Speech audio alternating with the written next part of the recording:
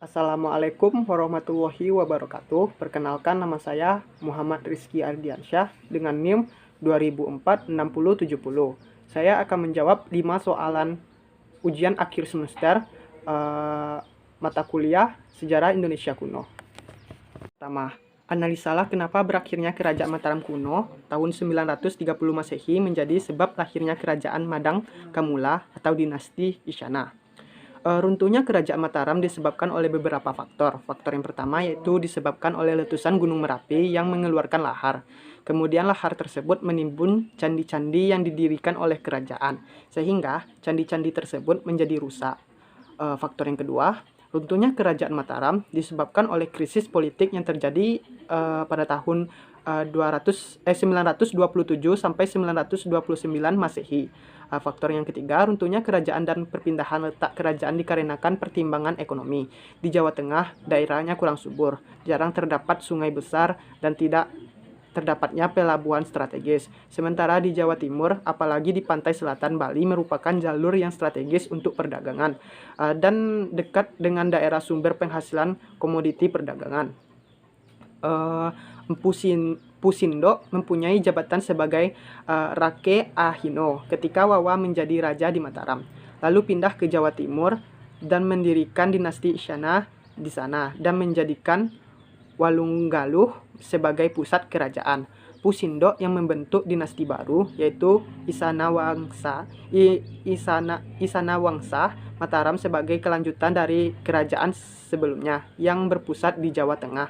Pusindo memerintah sejak tahun 929 Masehi sampai dengan 948 Masehi. Yang kedua, setelah mengalami kehancuran, dinasti Isyana bangkit lagi pada masa pemerintahan Airlangga pada tahun 1009 Masehi. Analisis apa saja yang dilakukan Airlangga yang tidak hanya mampu menyelamatkan kerajaan, tetapi juga mampu membawa kerajaannya pada puncak kejayaannya.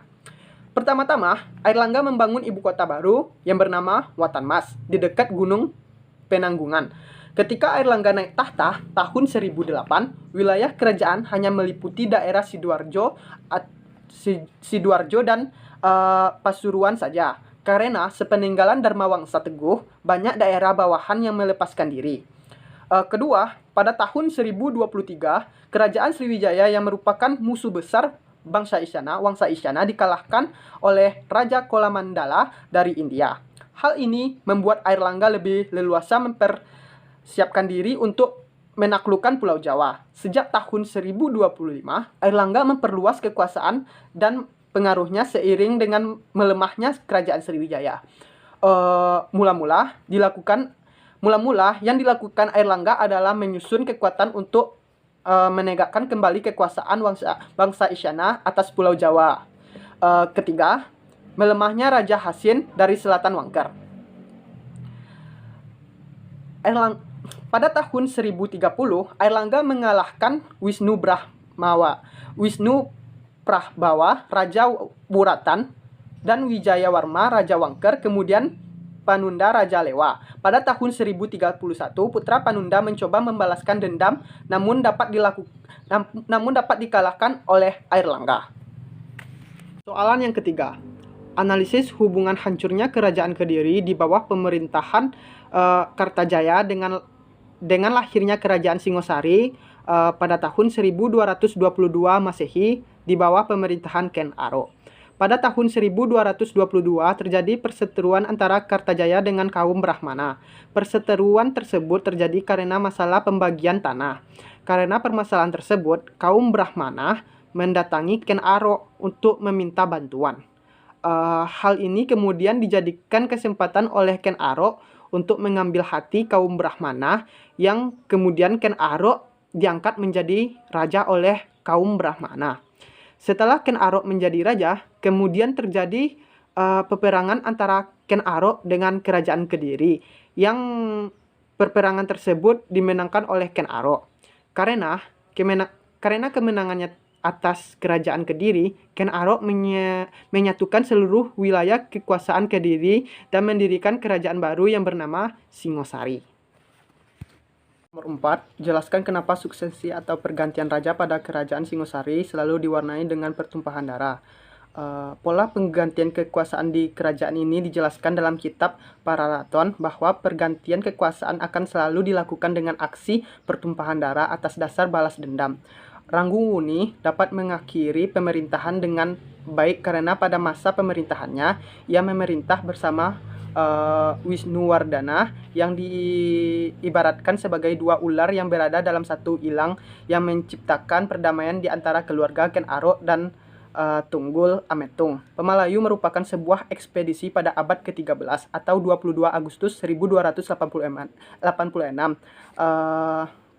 Ekspedisi itu dilakukan oleh Kerajaan Singasari untuk menjalin persahabatan dengan Melayu atau Dharmasraya di bawah pemerintahan Raja Kartanegara.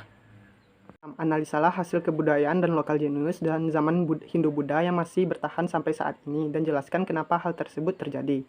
Lokal jenius atau kearifan lokal merupakan suatu pandangan hidup atau pengetahuan dan juga berbagai strategi kehidupan yang berwujud aktivitas yang dilakukan oleh masyarakat lokal dan menjawab berbagai masalah dalam memenuhi kebutuhan mereka. Lokal jenius yang dimiliki nenek moyang Indonesia didapatkan dari pengalaman-pengalaman dari lingkungan mereka. Mereka berusaha untuk beradaptasi dan memecahkan masalah yang berada di sekitar mereka dan akhirnya dapat menghasilkan suatu kencakapan dan membuat produk kebudayaan. Contoh hasil kebudayaan yang terkait dengan lokal genius yakni yang pertama itu kemampuan dalam pelayaran. Bukti yang mendukung hal ini adalah adanya relief kapal pada Candi Borobudur yang menunjukkan kegiatan berlayar dengan menggunakan perahu jenis candi atau bersayap. Yang kedua yaitu bangunan Candi Prambanan dan Candi Borobudur. Dan ketiga rumah adat yang ketiga yaitu rumah adat yang tahan gempa. Dan yang keempat, kemampuan dalam seni gemelan digunakan untuk mengiringi pertunjukan wayang dan juga mengiringi pelaksanaan upacara adat. Yang dipakai misalnya benang, kampul, saron, gendang, dan lain-lain. Yang kelima, akulturasi dalam bidang arsitektur. Contohnya yaitu candi dan masjid di Indonesia memakai gaya punden berunda di bagian atapnya. Dari saya, jika ada salah dan kekurangan, tolong dimaafkan. Saya akhiri dengan Assalamualaikum warahmatullahi wabarakatuh.